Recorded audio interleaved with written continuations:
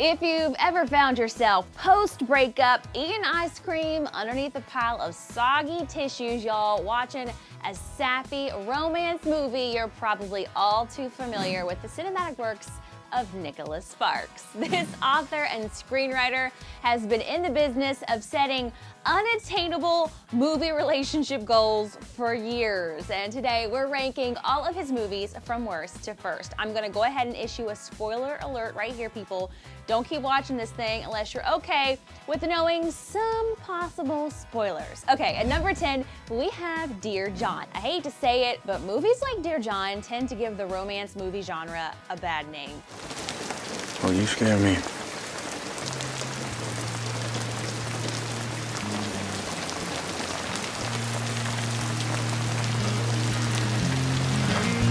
This love story is centered around Channing Tatum, who plays an army soldier who falls in love with Amanda Seyfried's college student character during his 2-week leave from service.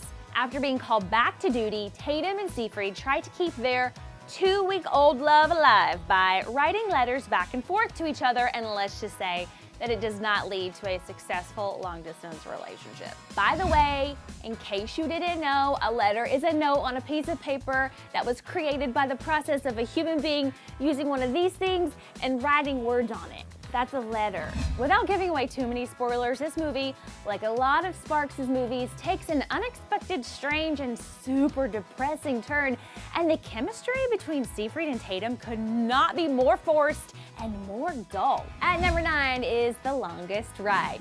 Another far-fetched Sparks love story with an interesting twist came riding into theaters by way of The Longest Ride. Now, hunky Scott Eastwood plays a bull-riding Luke who chooses this insane career because, quote, it's all he knows. Now, Luke falls for Britt Robertson's Sophia, who's an art major about to embark on her dream big city job.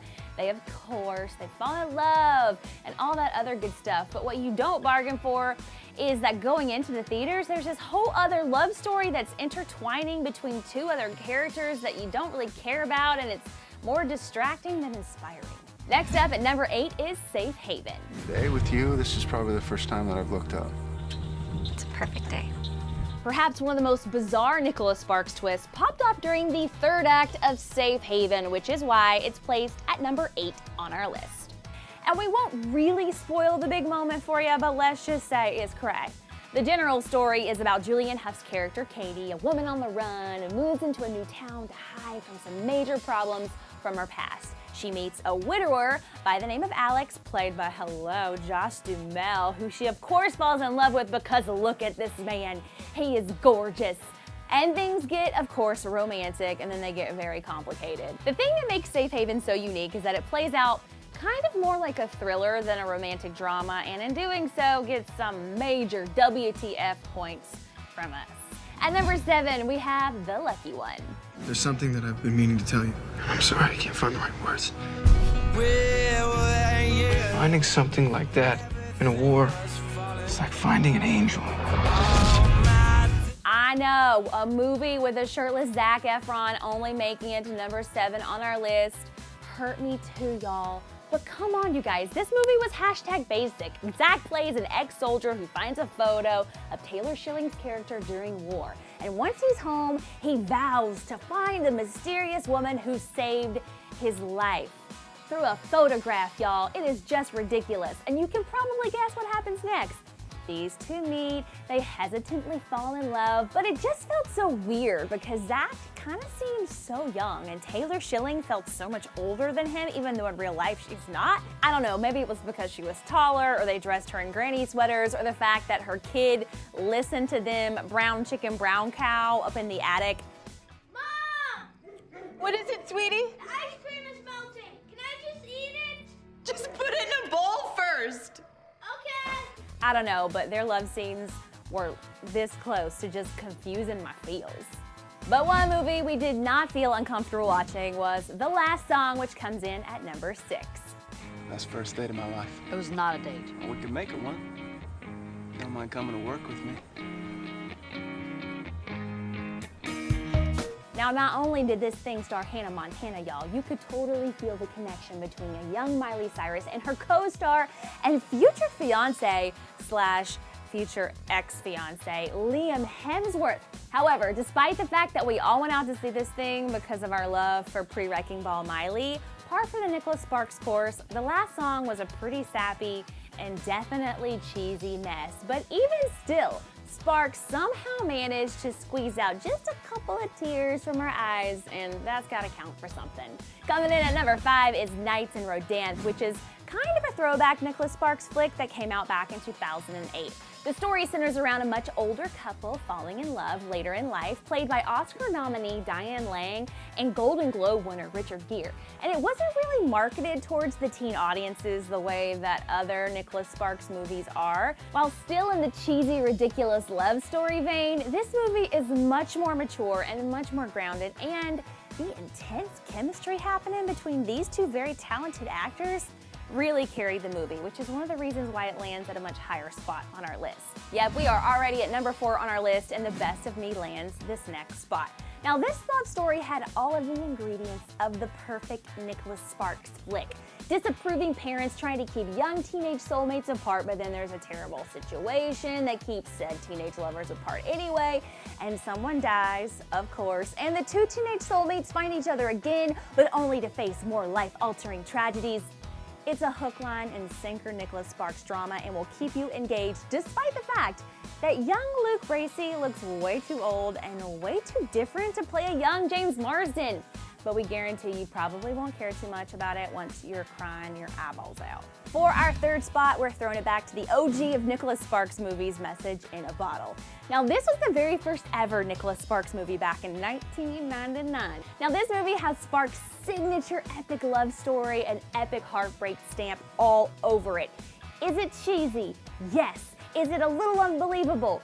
Probably. A woman finds a man after reading a message that she finds in a bottle in the ocean, and then she falls in love with him. Has that ever happened before? I'd guess not. But that's why we love Nicholas Sparks, you guys, because he can get us all swept up into a love story that could never happen to us ever, but we actually set our real-life expectations as if they could. These top 2 Nicholas Sparks movies truly hold a very special spot in our hearts, and holding it down at number 2 is A Walk to Remember. I have leukemia. So why didn't you tell me? The doctor said I should go on and live life normally as best I could. Now, before The Fault in Our Stars broke your heart over a teenage love never being fully realized, A Walk to Remember did it first. Shane West played a bad boy who couldn't help but fall in love with the charming preacher's daughter, played by Mandy Moore, who was in her acting prime, let me just say. Only to find out that she, spoiler alert here, has been diagnosed with cancer and won't make it to see the end of the freaking movie. It's so sad. Their unconventional road to love had its rough patches, but their journey is so precious and their love story so sweet that I can guarantee ugly cries will just take over your face. Oh, and bonus points goes out to A Walk to Remember soundtrack for being so awesome.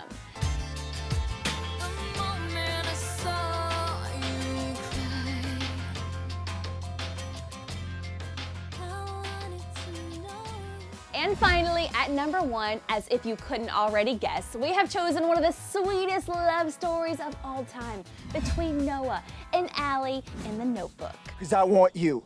I want all of you forever, you and me, every day.